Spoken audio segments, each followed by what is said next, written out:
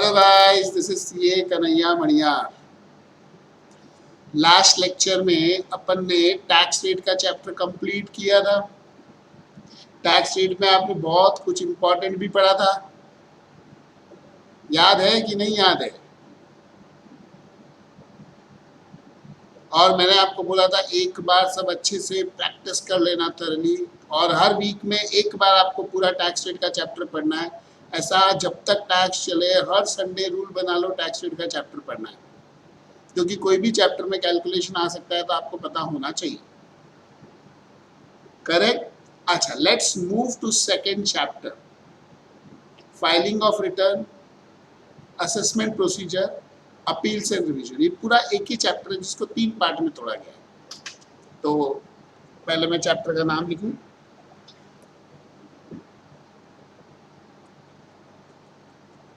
Filing of return of income, assessment procedure and appeals and revision.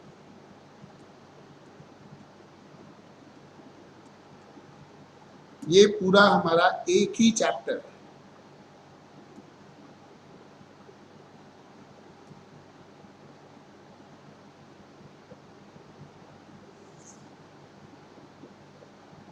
इसको 3 अलग अलग part में बांटा गया है।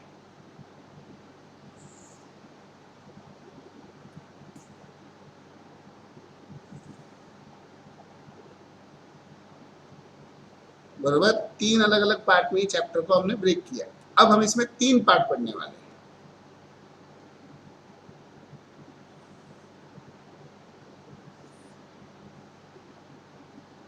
Work of SSC, work of assessing officer,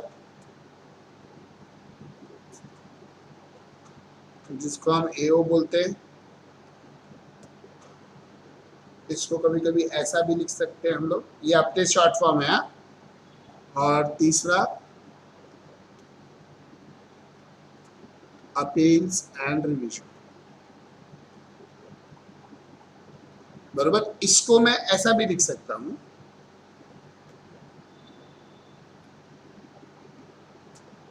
when SSC is not satisfied by assessment of assessing officer, assessing officer के assessment से satisfied नहीं है। 3 चीजें है, work of SSC, work of assessing officer and when SSC is not satisfied. ये जो part है इसको हम लोग बोलते हैं filing of return of income.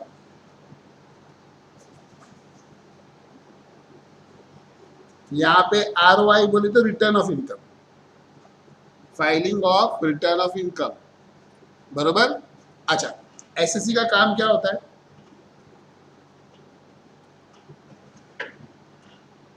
SSC has to compute his income earned during previous year and has to file return of income of same in assessment year. AY बोलते तो असेसमेंट ईयर में उसका रिटर्न फाइल करना है। बरोबर। So work of assessee is up to filing of return of income. Return of income तक का काम एसएससी का होता है। यहां पर once return of income is filed by SSC, assessing officer shall make assessment of assessment बोले तो चेकिंग और evaluation of set. Assessing officer उसका इवैल्यूएशन करेगा, जो भी रिटर्न वगैरह फाइल होगा उसका। सो work of assessing officer will start once return of income is filed by assessing। बरोबर। फिर assessing officer will make assessment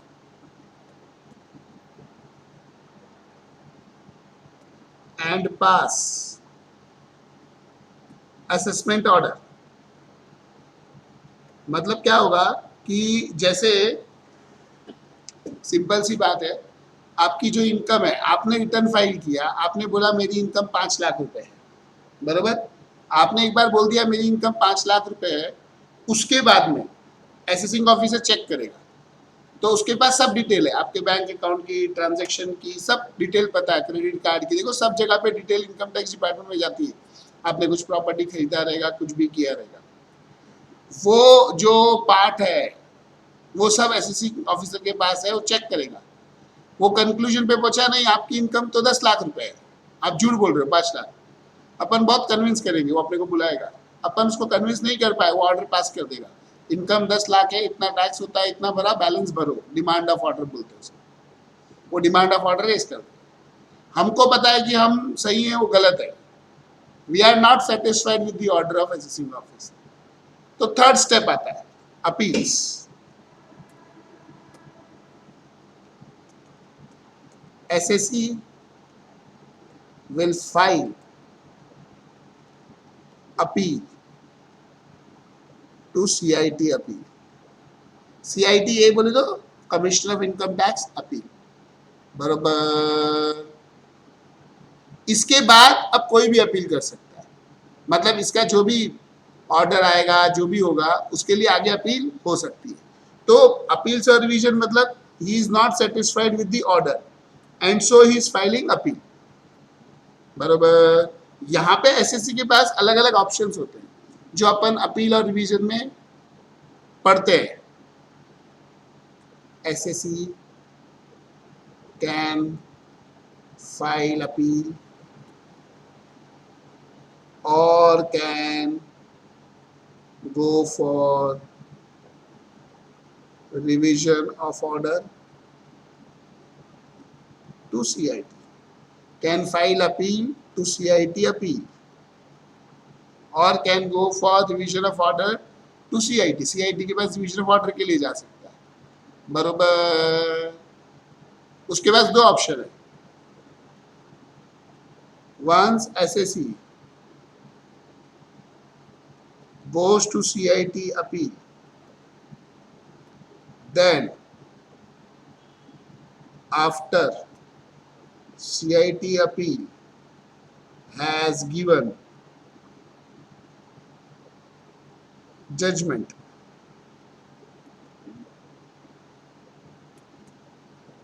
then either CIT, either assessing officer or SSE, whoever not satisfied can go further। ITAT, high court, supreme court, आगे पूरा जा सकते हैं, बरोबर। ये सब अपन असेसमेंट प्रोसीजर अपील डिवीजन में पढ़ने वाले हैं। अब यहां आते हैं,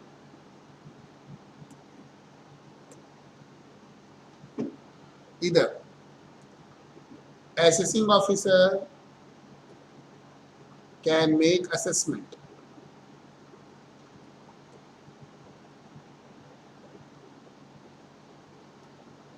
in following manner।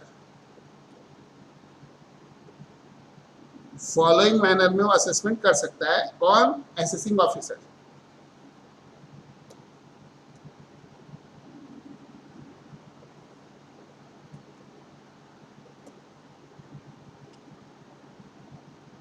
With return of income,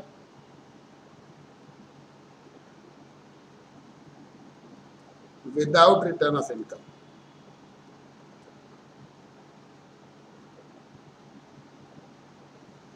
बरोबर, with return of income, without return of income. With return of income के अंदर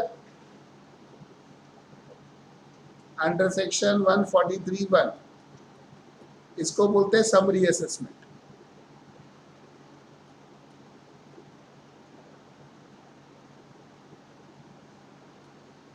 अंडर सेक्शन 143(3) इसको बोलते हैं रेगुलर असेसमेंट और स्क्रूटनी असेसमेंट।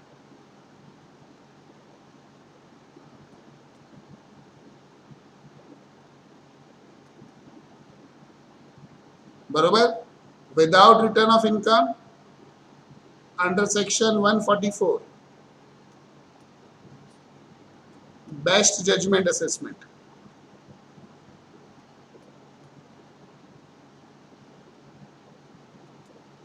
बरोबर।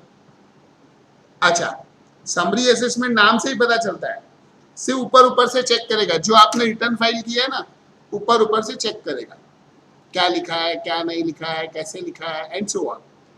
तो उसके अंदर ज्यादा कुछ अमेंडमेंट नहीं होता है, जैसा हम फाइल करते हैं इंटीमेशन आ जाता है। 143 ये बिल्कुल डिटेल असेसमेंट है, इसमें आपसे सब मंगवाता है, बुक्स वगैरह, डॉक्यूमेंट वगैरह। तो इसका नोटिस आता है पहले, notice for this assessment is issued under section 143(2). बरोबर, और उसके बाद हमारा असेसमेंट होता है। For this show cost notice is issued. इसके लिए क्या इश्यू होता है? शो कॉस्ट नोटिस इश्यू होता है। बरोबर, समझे? शो कॉस्ट नोटिस मतलब वो आपको पूछेगा why should not I make your best judgement assessment. जब भी आपसे सवाल पूछता है कि tell me why should not I do this, उसको बोलते हैं शो कॉस्ट नोटिस। आप बताओ क्या रीजन है क्यों मैं ये नहीं करूं। बरोबर। फिर इसके अलावा there are some special assessments.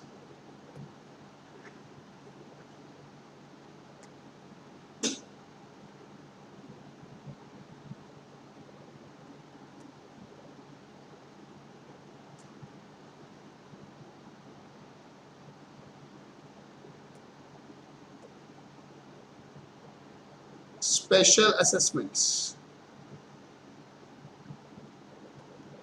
in case of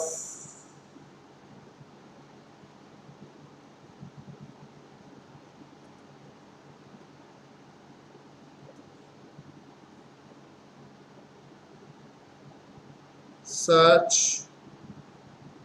and seizure, फिर इनकम एस्केपिंग असेसमेंट,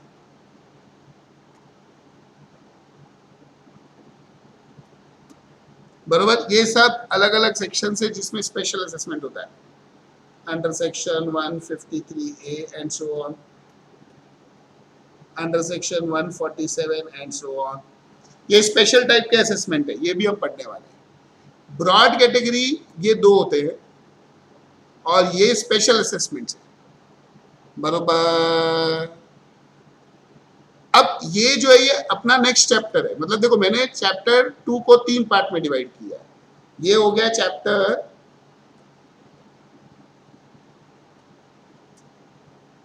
2A, ये हो गया चैप्टर 2B और ये हो गया चैप्टर 2C। ये मैंने अपने समझने के लिए डिवाइड किया है।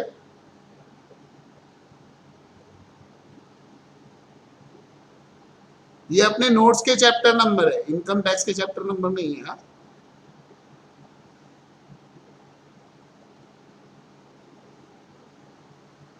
बरोबर, पहले हम ये पढ़ेंगे, फिर ये पढ़ेंगे, फिर ये पढ़ेंगे, लेकिन जब हम 2A पढ़ते हैं ना तो थोड़ा थोड़ा इसका रेफरेंस आता है बार बार, इसलिए मैंने आपको थोड़ा इसका बैकग्राउंड दे दिया। वैसे ही थोड़ा थोड़ा इसका रेफरेंस आएगा, तो मैंने आपको बैकग्राउंड दे दिया कि यहां पर देखो, पहला अपील कौन फाइल कर रहा है? एसएससी, बरोबर। यहां से once assessee goes to CIT appeal, thereafter CIT appeal has given judgement, then either assessee और असेसिंग ऑफिसर जो भी अनसेटिस्फाइड है वो अपील कर सकता है। मतलब पहले लड़ाई झगड़ा कौन चालू करने वाला है? एसएससी। पहले लड़ाई झगड़ा कौन चालू करने वाला है? देखो, असेसिंग ऑफिसर ने तो ऑर्डर पास कर दिया, वो खुद के ऑर्डर के अगेंस्ट तो अपील करने से रहा, तो हमको ऑर्डर देगा, हम खुश नहीं है तो हम अपील करेंगे। हमने सीआईडी अपील में जाके अपील किया, पहला लड़ाई झगड़ा हमने चालू किया, उसके बाद सीआईडी अपील ने जजमेंट दिया, एसएससी सेटिस्फाइड नहीं है या असेसिंग ऑफिसर कोई भी, तो नेक्स्ट अपील कोई भी कर सकता है, जरूरी नहीं कि एसएससी करे, असेसिंग ऑफिसर भी कर सकता है। इसलिए मैं हमेशा बोलता हूँ, सपोज करो कि असेसिंग ऑफिसर ने आपकी इनकम 5 लाख की जगह 7 लाख एसेस कर दी, तो वहीं सुलटा लो ना यार, बात कर आगे। समझो आप सुलटा नहीं पाए, आपने अपील कर दी, बोले नहीं मैं ईमानदार देशभक्त, आपने अपील किया, सीआईडी अपील ने आपके जजमेंट फेवर में दिया, असेसिंग ऑफिसर गुस्सा हो गया, उसने आपको आईटीएटी में अपील किया, आईटीएटी ने भी आपके फेवर में दिया, आप और खुश, उसने हाईकोर्ट में किया, उसने भी आपके फेवर में दिया, आपका खुशी का पारा नहीं। उसने सुप्रीम कोर्ट में किया, सुप्रीम कोर्ट ने आपके अगेंस्ट दे दिया, तो चलो सुप्रीम कोर्ट आपके फेवर में भी देता है, तो भी इतने कोर्ट के खर्चे तो लगेंगे, हर कोर्ट की फीस लगेगी, आईटीएटी तक सीए जाएगा, हाई कोर्ट सुप्रीम कोर्ट में आपको एडवोकेट चाहिए, लॉयर, सुप्रीम कोर्ट के एडवोकेट की तो फीस होती है 1 लाख से 5 लाख रुपया पर हियरिंग, जितने का टैक्स का सेविंग नहीं होएगा उतना तो खर्चा लग जाएगा। So you need to always find कि मेरी टैक्स सेविंग कितनी हो रही है, तो इतना आगे जाके अपील में मतलब है, समझे क्या? बरोबर से तो आप लड़ाई झगड़ा चालू करोगे, फिर वो आपको एंड तक लेके जा सकता है। आगे आते हैं, ये जो असेसमेंट है, अभी देखो मैंने लिखा है रिटर्न ऑफ इनकम के साथ 2 असेसमेंट, ये टाइम पास असेसमेंट है, समरी असेसमेंट, ये रेगुलर असेसमेंट है, इसमें बुक्स वगैरह सब मंगवाएगा वो आपसे, डिटेल असेसमेंट होता है। ये तो आपके ऑफिस में बहुत बार नोटिस भी आता होगा आपको 143(2) का। अभी आपका एसएससी अगर रिटर्न फाइल नहीं करेगा तो असेसिंग ऑफिसर को पता चला कि इसकी इनकम है, रिटर्न फाइल नहीं किया, तो 144 में आपको नोटिस भेजेगा। देखो कितनी बार शोकॉस नोटिस आता है 144 का, समझे? बरोबर से। कभी हमारे यहाँ सर्च रेड होती है ना, इनकम टैक्स की रेड वगैरह, उसको बोलते हैं सर्च एंड सीजर, उसका असेसमेंट होता है 140 153A B C वो सब सेक्शन है, इसलिए डॉट डॉट किया। समझो आपने अपना रिटर्न फाइल किया, रिटर्न के अंदर आपने इनकम डिस्क्लोज की 4 लाख रुपया, रिटर्न का असेसमेंट भी हो गया, 4 साल बाद असेसिंग ऑफिसर आपके बिल्डिंग में ट्रांसफर हुआ, आपके बिल्डिंग में रहता है, उसने देखा कि अरे इसके पास तो मर्सिडीज है, ऑडी है, बिल्डिंग में 4 फ्लैट है, 2-3 फार्म हाउस है, बहुत बड़ा कारोबार है। असेसिंग ऑफिसर बोला कि अरे ये तो लेकिन रिटर्न फाइल तो 4 लाख का ही किया, मतलब इसके पास ब्लैक का पैसा है, इसने बताया नहीं है हमारे को, इनकम हैज एस्केप्ड असेसमेंट, तो वो आपको शराफत से लेटर भेज सकता है। जब वो शराफत से पूछता है उसको 147 बोलते हैं, लेटर भेजेगा तुम्हारी कोई इनकम छूट गई है तो मुझे बता दो, आप नहीं बताओगे फिर रेड वेड पे आते हो। एक बार तो गुनहगार को मौका देंगे ना सुधरने का, बाद में डिसाइड होगा कि क्या करना है क्या नहीं करना है, समझे? ये सब अपन पढ़ने वाले हैं असेसमेंट प्रोसीजर में। अभी तो हमारा मेन किस्सा रहेगा फाइलिंग ऑफ रिटर्न। अब आपको ये सब याद होने चाहिए, ये जो मैंने लिखे हैं, ये सेक्शन नंबर का रेफरेंस आएगा आगे, तो आपको पता चलना चाहिए कि हाँ इसका मीनिंग ये है, इसका मीनिंग ये है, समझे? बरोबर से। अब ये जो रिटर्न फाइलिंग असेसमेंट प्रोसीजर है ना, इसमें सबसे इंपॉर्टेंट चीज क्या है, आपको सेक्शन नंबर याद होना चाहिए। अगर आपको सेक्शन नंबर याद नहीं है ना, तो सब कबाड़ा हो जाता है। क्यों कबाड़ा हो जाता है वो भी बताता हूं मैं आपको। क्योंकि क्या होता है, एग्जाम में क्वेश्चन आता है थियरी, ये मोर ऑफ थियरी है, मतलब रियल लाइफ में जो काम होता है वो मेरे को थियरी में बताना है, ऐसे होता है, ये करना है, ये करना है, वो करना है, प्रोसीजर पार्ट है सब। तो जब आप वहां पे लिखोगे तो एक तरह से थियरी आंसर ही हो गया, तो सेक्शन नंबर याद रहेगा और आप वो रेफरेंस लिखोगे तो आपका वजन बहुत गिरेगा। रॉन्ग मत लिखना, लिखना करेक्ट ही। नहीं आता है तो मत लिखो, पर गलत मत लिखो। तो आप याद करोगे तो फायदा है। तो पहले अपन क्या करेंगे, चैप्टर 2A चालू करेंगे। चैप्टर 2A में पहले मैं आपको थोड़े सेक्शन नंबर याद करने को दूंगा, 5 मिनट का टाइम दूंगा मैं। वो जो सेक्शन नंबर है आपको याद करने पड़ेंगे। फर्स्ट पेज पे ही लिखे हैं, देखो नोट्स के फर्स्ट पेज पे चैप्टर 2A के टेबल बना हुआ है। नेक्स्ट पेज पे भी 2-3 सेक्शन है, वो सब याद होने चाहिए अपने को, ताकि एग्जाम में क्वेश्चन आया तो हम लिख सकें। अब पहले जो रिकॉर्डेड लेक्चर देख रहे हैं वो लोग पहले ये कॉपी कर लो पॉज करके, और सेक्शन नंबर जो नोट्स में दिए वो एक बार रीड कर लो। अगर नोट्स नहीं रहेंगे तो मैं भी नेक्स्ट वाले पार्ट में आपको दिखाऊंगा, तो आप क्या करना, वो जो नेक्स्ट वाले पार्ट में दिखाऊंगा तो इमीडिएटली देख के पॉज करके याद कर लेना। आ जाइए,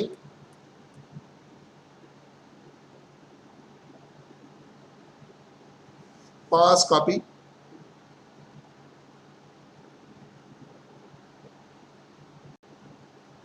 pause, copy, pause, copy, pause, copy. अब मेरे साथ जो लाइव है उनको मैं लिखवा दूं ये, फिर रिटर्न फाइलिंग चालू करूंगा। रिटर्न फाइलिंग के पहले सेक्शन नंबर याद करने, मेन जो नोट्स में दिए, सो दैट समझ में जल्दी है। और ये जो चार्ट में बनाया ना असेसमेंट प्रोसीजर वाले 143(1), 143(3), 142, 144, ये भी याद करो, क्योंकि इनका रेफरेंस आएगा फाइलिंग ऑफ रिटर्न में बार बार। आता हूं मैं फाइल सेव करके, जब तक आप याद करके रखिए।